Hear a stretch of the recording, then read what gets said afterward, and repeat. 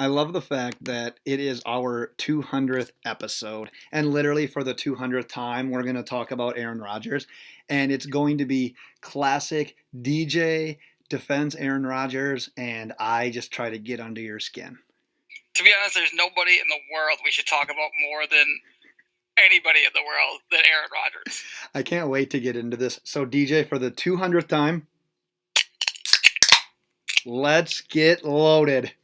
Because this is the Loaded Box Podcast, where we never finish first because we finish last. Thank you for everyone that's been there for all 200. You guys are the real MVPs. For some of you, if this is your number one, you are going to see probably our 200th best episode of all time. What do you think, DJ? If there's anybody out there who's been listening for 200 episodes, I'd give them $50 right now. 51. I got 51. Send us a tweet. You tell me about it. I somehow prove it. I'll send you $50. Oh, I love it. This is episode 200. I'm Ben Morgan. That's DJ Primo. We are here to play the Would You Rather Fantasy Football version, wide receiver edition. But before we get to that, something happened today that involves Aaron Rodgers, and I happened to see it. And that means DJ already saw it because he's Mr. Packers. But I went at DJ. He came back at me. We had this nice text battle. And then DJ literally told himself via text message to stop texting because he didn't want to waste all of his ammo. But everyone knows Aaron Rodgers is in, it's not even a battle, but it's just this thing where football players they're shown on a Jumbotron at a sporting event. They slam a beer. It's a thing. We are drinking while we podcast. We are like the epitome of this contest. And Aaron Rodgers talks about it today after getting asked. And one of his quotes was, "For some of these guys, finally a talent they can say they're better than me at." And I went at DJ because I was like, really? Like, that's what you came back with? And do you want me to like tell you why I think that is the worst response of all time, and then you can rebuttal? I mean, you can say whatever you want. You're just wrong. Here's the facts. Go ahead and say something, but don't just make this outrageous claim like, I am the greatest, like you finally found something you're just as good at me at.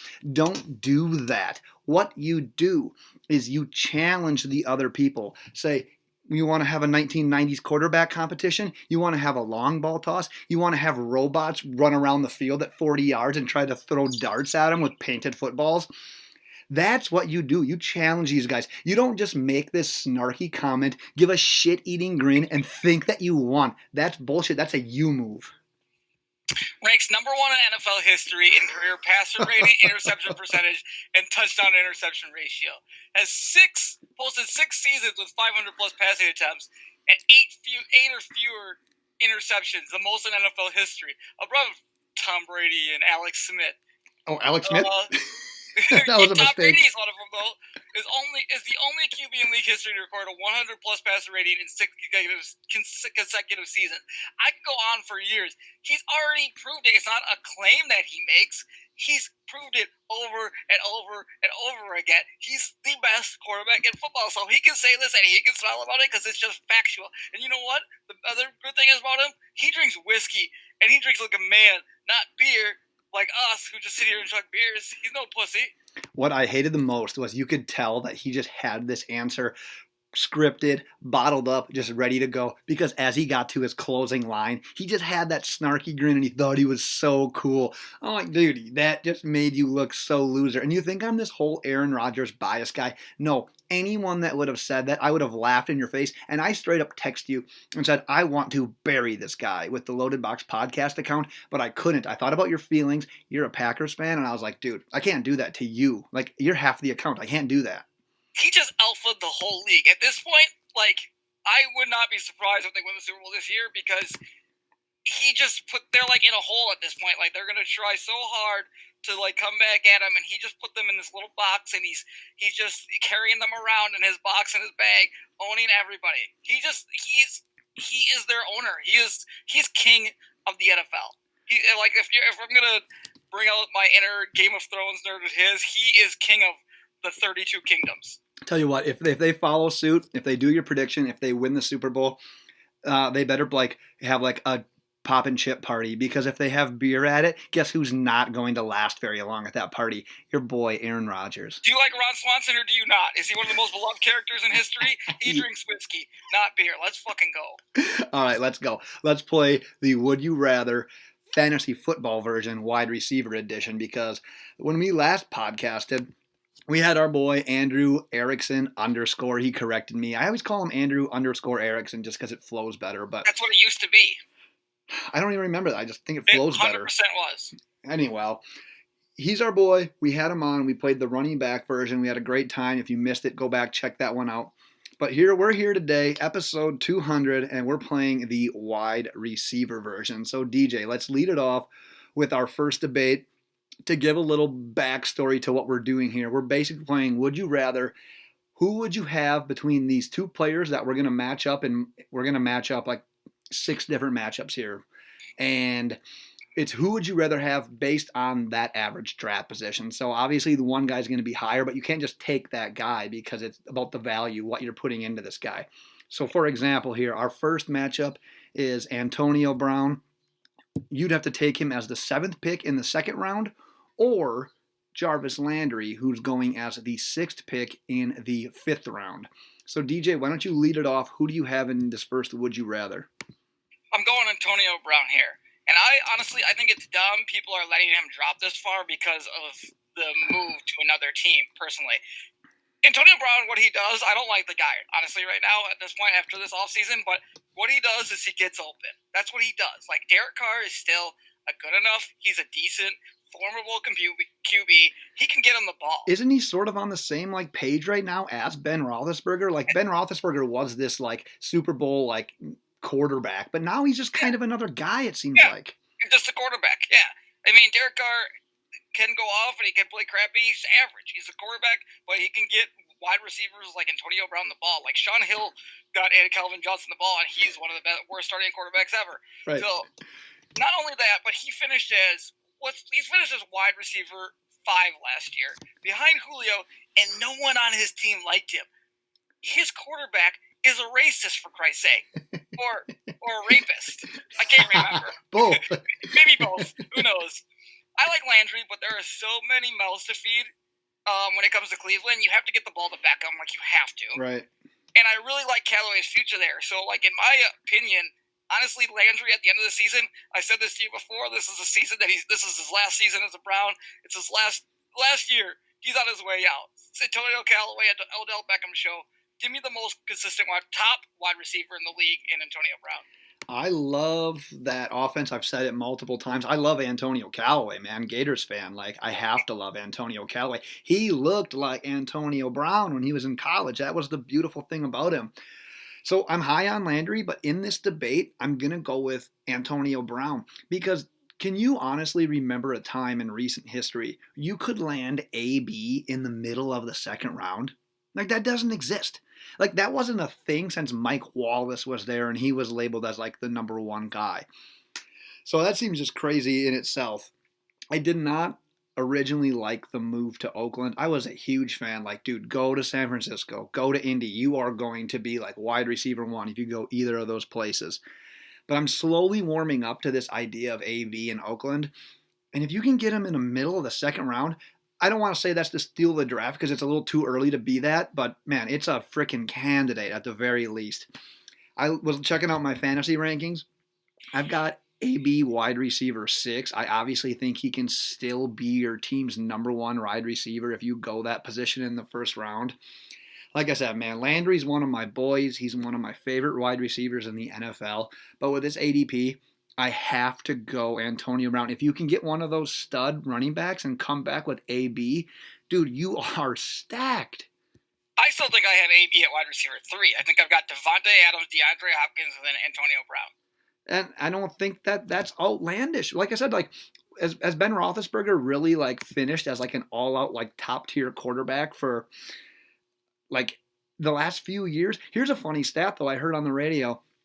Antonio Brown's never caught a touchdown from anyone besides Ben Roethlisberger. Isn't that crazy? Yeah, Landry Jones really sucked. Yeah, Landry Jones sucked, and he hated AB for some reason. That's kind of what it came down to.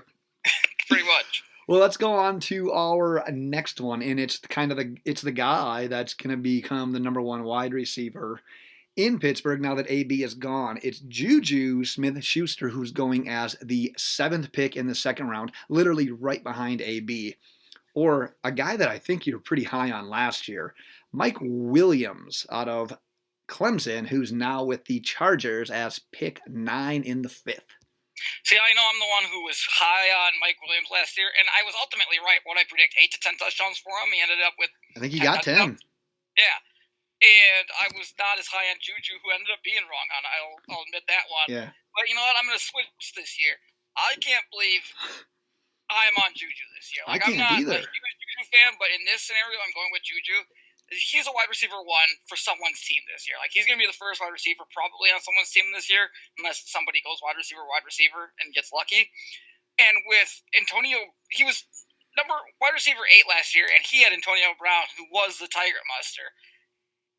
But his quarterback is Ben Roethlisberger. He locks in on one guy.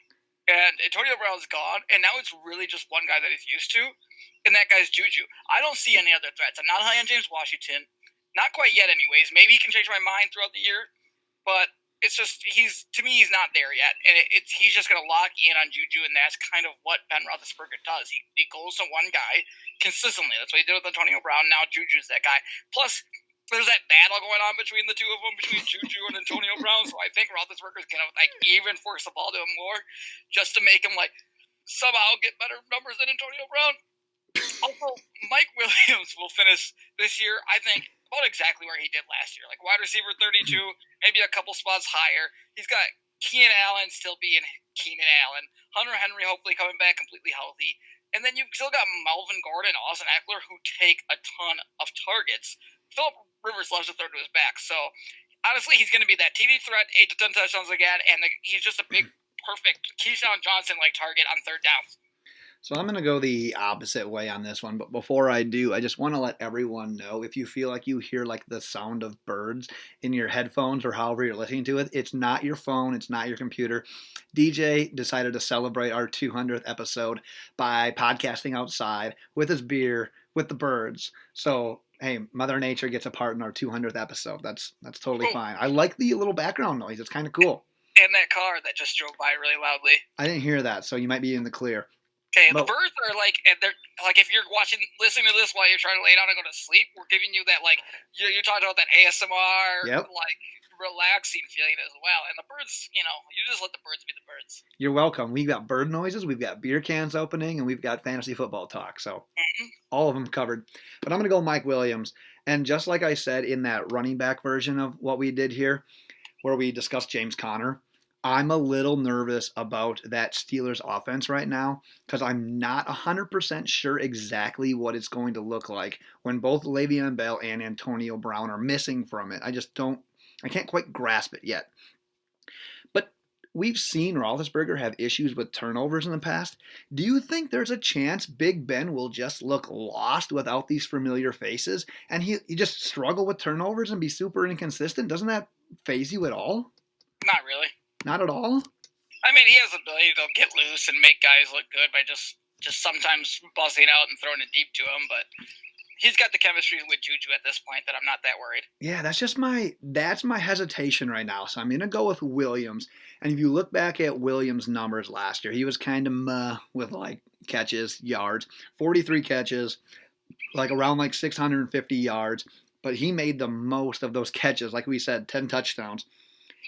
And I don't know if Hunter Henry's going to be that guy that dips into his number of touchdowns or if Keenan Allen's going to have an increase in touchdowns. He only had 6 last year. But I could see Williams going around 6 to 8 touchdowns. But where I think we're going to see the biggest improvements, he's going to see more targets, he's going to get more catches, he's going to get more yards and just be more consistent overall. And I don't know. I mean, I've kind of said it all right there. I mean, I'm just a little bit nervous about Juju and just because of Big Ben and his unfamiliarity with people that he hasn't just played that much with, where I think Mike Wallace becomes a bigger part of the offense, despite Hunter Henry being back. More targets, more catches, more yards, maybe a few less touchdowns. But going 3 rounds later or whatever it is, I'm just more comfortable taking Mike Williams right now. I mean, you're wrong. You know, another favorite thing about this? So, if obviously podcast, all audio, but if you happen to be one of the people that are listening on YouTube/watching, on the bottom right, when you pop up, Aubrey's name pops up instead of DJ. Oh, I logged into Aubrey's site. It's been that way for about 3 weeks, and I continue to forget to bring it up. So I just wanted to finally say it. It's episode 200. Fucking handcuffs are off. We're doing whatever we want. You ready for number 3? White people. Amari Cooper going as the 11th pick in the 3rd round, or Dante Pettis going as the 9th pick in the 8th round. Honestly, my air conditioner is going to waste all my energy because it's running every fucking 10 seconds. I'm starting to get annoyed. We live in America. There's so much energy that you can waste, dude. You're fine. America. Yeah, we're going to be, did you see we're going to be gone by 2050 according to some website, Vice article on blah, blah. Apparently human life is going to cease to exist because everything's just going to turn into a desert where we don't have water and food. We should have done the math on how many episodes we would have been at that point, because we could have called our last ever episode. I'm going to be 100 by then. Something like that, I think. We're what still am I going. Do with my 401k? Like, I don't understand. Spend it on a mixer so our Yeah, podcast I might as well sounds fucking go wild at this point. It's so crazy. Fucking take out the 401k, pay the penalties. We're not going to exist by then anyways. Live large, brother. Live large. Who do you got in this debate? Who is it again? Pettis and Cooper. Johnny? Pettis and Cooper. All right. I've got no numbers on this one. This one to me is just a gut feeling. All right. That's when you do your best.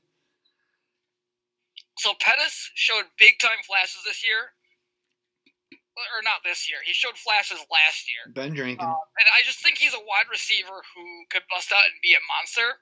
And honestly, I'm not expecting the same output that Cooper put out last year with the Cowboys. I just don't believe in Dak. I hate Dak. So, I mean, just based off of what I saw from Pettis in his rookie year and how explosive and talented he looked, and him going in, what round was it? 8th round? Towards the last part of the 8th round. Where I think Cooper's probably being drafted where I think he should be drafted. Mm-hmm. I'm based off the value of the ADP. I'm going to go Dante Pettis because I think he could finish more as a wide receiver too. I think he could be in the top 24 at the end of this year. At worst, the top 30, which still warrants higher than the 9th pick in the 8th round. Right. Yeah, we're gonna agree on this one. I'm gonna go Pettis all the way, but I feel super hypocritical. Has there been a bigger Amari Cooper fan since he's been in the league than me? Like I just love him. I just feel terrible about this, but what you said about Pettis is spot on, and I like it. He put up nearly 500 yards last year, 5 touchdowns last year. His quarterbacks for the majority of the season, or all season, C.J. Beathard and Nick Mullins. Like, if you're putting up those numbers with those guys, you get Jimmy Graham back in a Kyle Shanahan system. There are some other playmakers as well that the defense just can't focus on Pettis. And I just love the fact that you can get him at the end of the 8th round. Like, I am targeting him absolutely. It just feels weird because I've been like super high on Cooper, like literally his entire career. And what makes it even more confusing for me is I wasn't that huge of a Dante Pettis fan when he was coming out of college. I loved his landing spot, though. I like his quarterback. I like his head coach. The system that they're going to run, they're going to find ways to get him the ball. Getting him at the end of the 8th round, another steal. I'm going to go Pettis all the way here. I'm going to go back to what you said about Amari Cooper and Dante Pettis and feeling like a hypocrite. Just like an NFL coach, you know what makes a good good NFL coach? Bill Belichick, guys who adjust to his players, right? Change the game based on just based on who they have, the offenses as they change. They adapt to the new styles. You know what makes a bad coach? Mike McCarthy. Does the same plays over and over again. You end up getting fired. Same thing for somebody like us who analyzes fantasy football, the NFL. If we can't change based off of what we've seen, and just because we liked the guy last year or 2 years ago, if we can't change our opinions on that, then we're just not doing a very good job at it. Do you ever feel, though, that you kind of get tied to a player like that? Because honestly, like when I do my rankings, it happens to me, and I feel like you got to let that go. But sometimes I just can't because I had such a strong feeling on some of these guys like coming out of college. I mean, I have to fight myself on Russell Wilson every year because I fucking hate the guy. That's a great example. But I have to fight myself, and I'm one of the worst at that because I just get obsessed with guys, and I stick with them. But when I come to like giving the advice to other people who are listening to us, I need to like throw those aside and like try. It's hard though. My brain. Like I don't want to just tell you the Packers are good at this. Like I gave you Devontae Adams because I do watch the last year because I do watch the Packers more than anybody, and I knew he was going to be a monster just based off of what I've seen. But I try not to like say Geronimo Allison is going to be a fucking top 20 wide receiver or something like that. You know, I don't try to go too high. I try to give the sleepers in those positions and try to throw out all biases at the same time. Yeah. Before we go on to our next one, want to talk real quick about Pristine Auction because we are going to be doing another giveaway leading up to the It's going to be a dead giveaway. It always is a dead giveaway with us. Leading up to the 2019 NFL season, we're going to be at a fantasy draft, and me and you, we're going to be boozing. We're going to have podcasted earlier in the day. We're going to be drafting, and then we're going to be on Twitter Live giving someone an autographed piece of memorabilia. So you're going to want to be a part of that. We're going to have to record it with the right phone, though, this year so it doesn't get taken down because we did a great job last year, just no one just got to see it. But in the meantime, I want to let you know you can get an extra $5 to put towards any item that you win at pristineauction.com by entering the code LOADED in the registration code field when you create your account. So check out pristineauction.com. They got daily auctions, week-long auctions. They got tons of stuff for all sorts of sports, not just football, but they got basketball, baseball, you name it. They've got all the sports for that man cave. Get that thing decked out. Hey, Father's Day is coming up. Get something for dad. Or if you're a lady listener, get something for your husband. That dude wants something in his basement. Make sure you get it to him. pristineauction.com today. When you sign up for your account, in the registration code field, type in LOADED. Get yourself a $5 extra courtesy of DJ. I tell you what, if my wife doesn't get me something from Pristine Auction, she is not getting it for 3 weeks. It'll be no different than how it already is.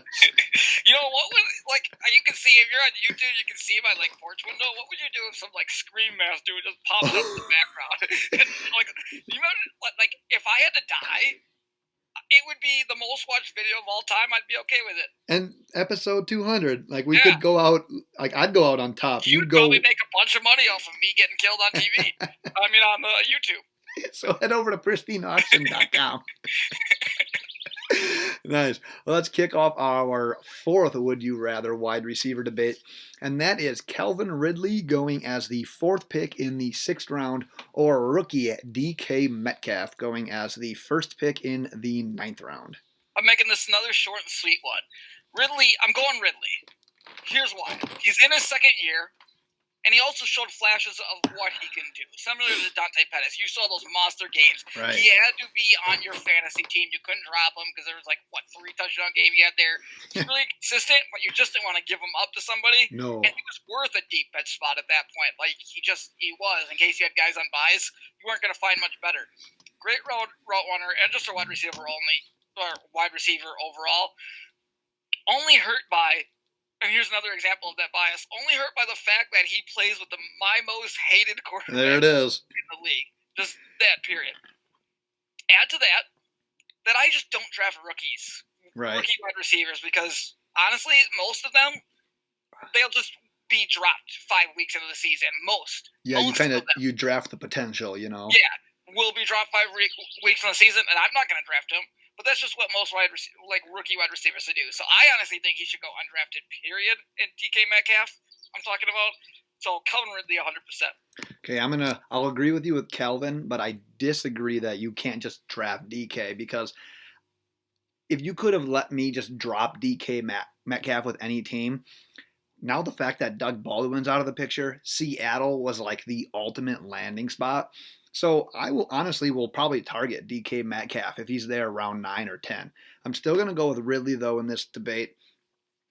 I told you like a podcast or two ago that Julio Jones and Calvin Ridley have the makings of like being the top two, like that wide receiver duo that's going to be the best in the league this year, as long as Matt Ryan can stay upright. And I'm going to double down on that. Like, I'm all in on that claim. I love these guys.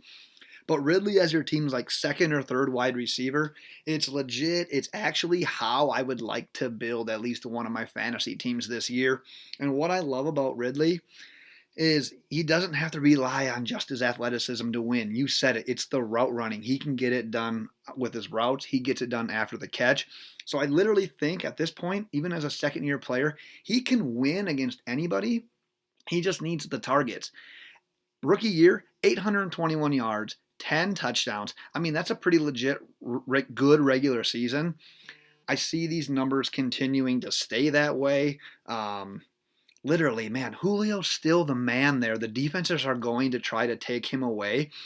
So, yeah, Calvin, maybe he sees a touchdown regression, but I still think he'll put up like close to 8 touchdowns. And the nice thing is, another year in the system, he's already a great route runner. He's going to only get better at everything else. The catches and the yards are going to continue to come. I love the duo, but man, Calvin in the 6th, I want to build a fantasy team that includes me taking Calvin Ridley in the 6th. If your team has Calvin Ridley as the number 2 wide receiver, you might as well just call it a season. You don't like that? Number 2 wide receiver on your team, like in fantasy football? Absolutely. You can go 100%. Running back, Antonio Brown, a bunch of running backs, and get Calvin Ridley in the 6th. You don't like that? Well, you should have 3 running backs and 2 wide receivers before you get to the 6th round. Well, you still can, I guess. You can just get Ridley as like an extra guy. He would be your 3rd wide receiver. True. True. No, he's not my wide receiver, too. He's not my wide receiver, too. All right, well, we're going to have to agree to disagree. Just like, that was funny, like the same way we had like the Aaron Rodgers debate, like we both go into that debate knowing that we're not going to change the other person's mind. Like that's the beauty of it. Ridley. I'm just not he's just not wide receiver 2, like on my team ever. Not this year. All right, well, you're going to wish that he was come October, November. All right, let's go into the next one. It is Chris Godwin, the 6th pick in the 5th round, or James Washington, going as the 2nd pick in the 11th. I mean, this one's just stupid, and I don't want to participate in it. Why? Oh, because you hate James Washington. No, I don't hate James Washington. I think he's fine. I just don't. These two are just so, like, average to me. It's ridiculous. But in this scenario, I guess I'm going to go Washington because it feels like these two could put up very similar numbers.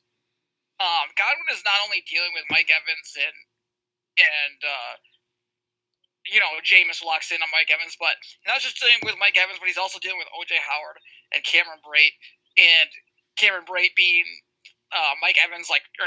Jameis Winston's like favorite red zone target. That's true. I forgot they were good buds. Yeah, it's just that Washington has a much clearer path to targets. I don't even know what I'm saying. I'm just saying things. Oh yeah, that makes sense. Yeah, James Washington has a much clearer path to like targets with a guy who extends plays. But like, what do I know at this point? But it's just like he only has Juju Smith in front of him. They don't really have much of tight ends.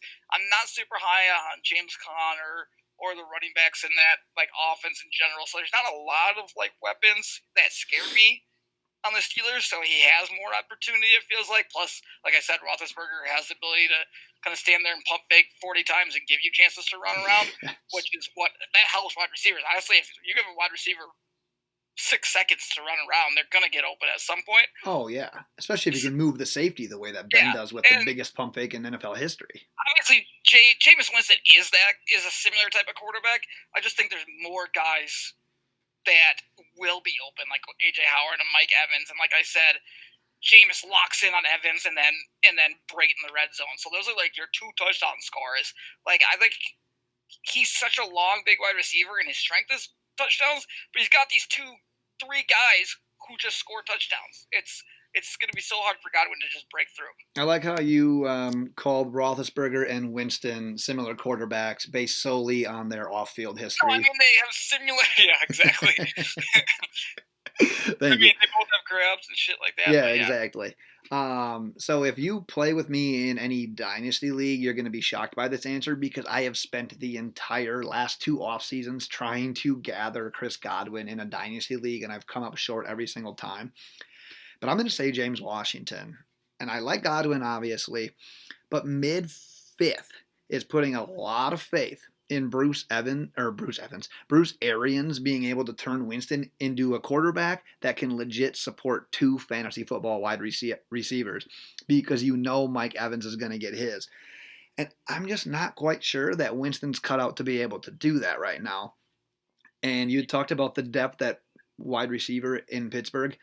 Literally, at this point, Washington's battling Dante Moncrief outside of Juju. And even if he doesn't win that battle outright, he's going to warrant the targets because Pittsburgh's going to want to see what they have in that guy. Dante Moncrief is who he is at this point. We know what he can do. We don't know quite yet with James Washington. So Pittsburgh's going to see what they have for the future. I mean, that's what I got. It's James Washington. It's that late. I'm not huge on him, and I am big on Chris Godwin. But just the difference here, I'm going to take my chance with James Washington in the event that Pittsburgh Steelers offense ends up clicking without, like I said, without Le'Veon Bell, without Antonio Brown.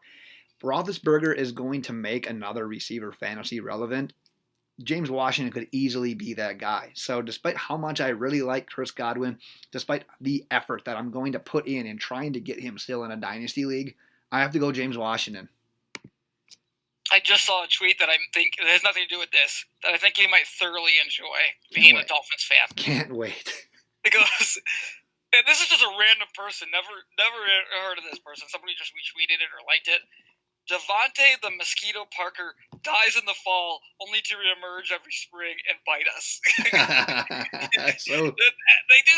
He just gets hyped up every spring because he's making these spring/summer, he's making these spectacular catches, and then come fall, he's just non-existent. Literally, maybe it's because I'm a Dolphins fan, so maybe I see it more than being a fan of another team. But no one ever gets more preseason hype than Devontae Parker. And I quit on him, man. Like, there was a point in last season, I'm like, just don't even come back. Just go somewhere else. And now he's the top wide receiver. And guess what? I'm creeping back into it. I'm like, dude, give him a chance. He's got Rosen. Give him a chance. And I'm just like, don't do it, you idiot. Don't do it.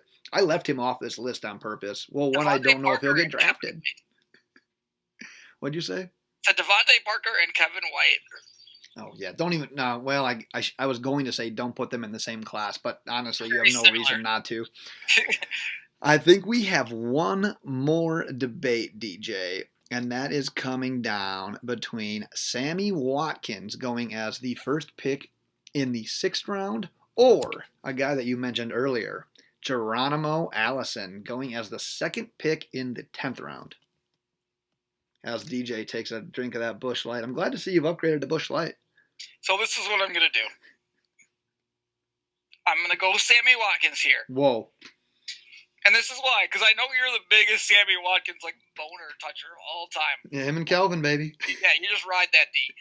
When Tyreek Hill isn't playing football this season, he just isn't. I don't see how you can't take the guy who would be the number 1 wide receiver on this team. What's going on up there? Nothing, I'm just looking.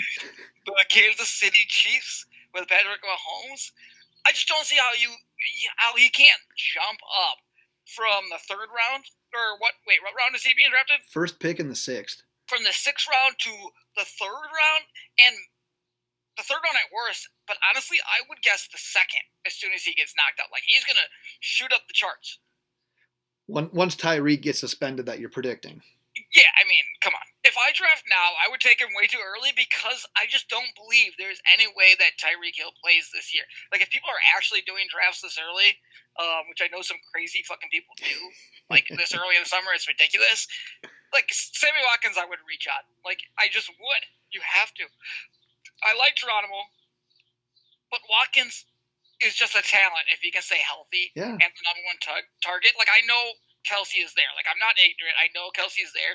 But when you have a guy like Mahomes, I've said this millions of times, guys with, big arms like Mahomes, Rodgers, Breeze, whoever, Alex Smith, they like to throw it outside the numbers. So they're going to target, their wide receivers no matter what.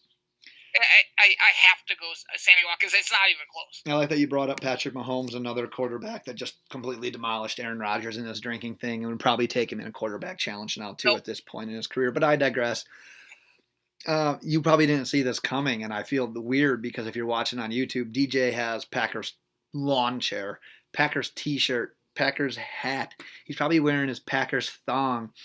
But I'm the one, as the Sammy Watkins lover, I'm the one taking Geronimo Allison. So Watkins, you said it. He's been my guy. He's produced for me a little bit as a fantasy owner in the past. But like you said, he's going to get more action now. If Tyreek Hill, if everything goes the way you're predicting, he's going to get more action. But we shouldn't do this. But you know what he makes me?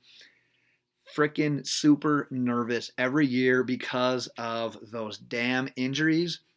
And that Chiefs offense just sort of has me a bit worried right now. I mean, if we take away Hill, if we take away Hunt, it's a different ballgame, man. It's a different ballgame. I don't care what you say.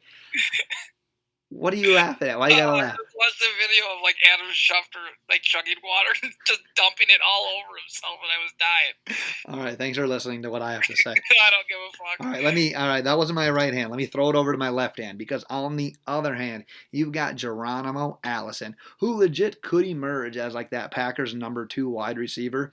He needs to separate from St. Brown. He needs to separate from Valdez-Scantling. And right now, if you can get him in the 10th, I'll take that chance. Like all of those Packers receivers, it's basically Adams, who's like your clear-cut number 1, legit could be wide receiver 1. And then you have Allison, who I believe is in like year 4. And then you have like 3 or 4 guys that are in year 2.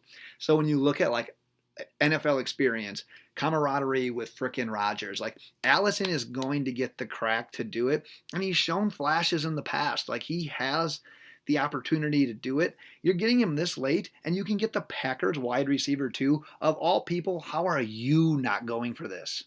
Because he could be the number 1 wide receiver on the highest scoring offense in the NFL last year. That's how. Geronimo Allison is good, but I'm not going to take him over a number 1 wide receiver on maybe the probably the second best offense this year, obviously. But still. Over under on number of games Sammy Watkins plays this year, 10.5. I was going to say 8. So you're going to go under. But I'm taking this off. I always take everything off the assumption that he's going to be, that somebody's going to, I know, obviously, I'm not drafting with that assumption, but if I'm going to make predictions, I'm making predictions off the assumption that that guy is healthy for the whole year. I don't like to predict injuries. I say this every year. As our in-house Packers fan, week 1 is Geronimo Allison, Packers outside receiver opposite of Adams? Yeah, absolutely.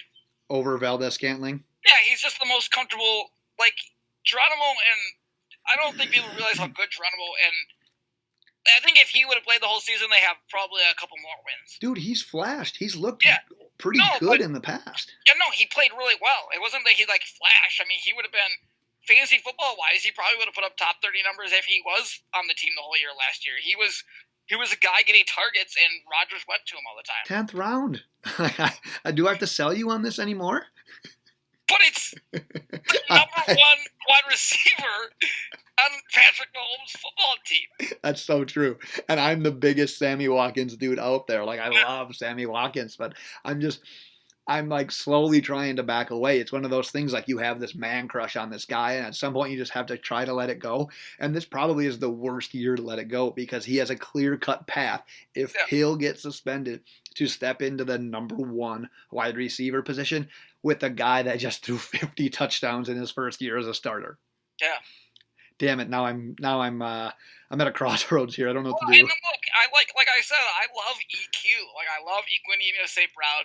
I'm not as high as Marcus Valdez-Scantling as everybody. Jimmy Graham's going to have a better year. I can tell you that because he always vaults up better in his second year. That's kind of what he does. Right. The thing is having a better year, significantly better year, and a coach that loves his tight ends, and now he's got an athletic freak in Jimmy Graham. Not as fast as he used to be, obviously, but he's still a basketball player who has that great body control. That's just what he has. So it's going to be harder for Geronimo, especially with a year out and Rodgers building chemistry with other guys. What I think I'm going to do is I'm going to target both these guys, and that way I don't care if I'm wrong. Like I'm just going to get Geronimo though. Like I love him. Number 1 wide receiver. Like he could be your number 2 wide receiver, Sammy, and he's scoring more points than the first guy you draft. Yeah, and he's that guy, like, he's literally been plagued by injuries. When he's healthy, he's been fine, but he's in Oh, that damn wide receiver class with Mike Evans, Jarvis Landry, Odell Beckham Jr., Devontae Adams. Like, he just gets looked down upon because look at those guys he's going against. look at the numbers he put up when he was playing with Tyrod and healthy, though. Right. They murdered people. Oh, yeah, that's what I'm saying. I've had him on fantasy teams. He's Yeah. won me weeks, but Yeah. he's also been benched a lot of weeks where I needed him. Well, that's just that's the nature of it. Like, oh yeah, he's probably gonna have a foot injury this year. Duh, that's just what he does. Yeah, week two, dude. Sign that fucker up for questionable. If we could get this guy, if we could somehow make it where you could cut his feet off and just give him bionic feet, lock him in for number one receiver in the First round. He's the best. It's over. Like brand new feet, metal feet, run around. We've got a friend who shot his foot off. Let's shoot off both of Sammy Watkins' feet. Give him some metal ones. We're good to go. Shout out to shooting off your own damn foot. DJ, it's been 200 episodes. We're about to wrap this puppy up as you finish your Busch Light. Great choice. Do you have anything else you want to tell the listeners before we wrap this puppy up? I mean, I don't know. I don't get sentimental about like record episodes. It's just 200. On to the next one. On to the next one. It's funny because I invited Mitchell Renz onto this episode, and he allegedly had a friend in town. I mean, I thought we were his friends. He had a friend in town, so I said, well, we're not inviting you back on until episode 300. Perfect. 100 more episodes to go. So he can suck it. So any last words, or should we wrap it up? I'm going to die soon. Fair enough. As always, check us out on Twitter. You can be found at LoadedBox. Check out our website, loadedboxpodcast.com. We have our latest blogs. We got our fantasy rankings. We got all of our podcasts there.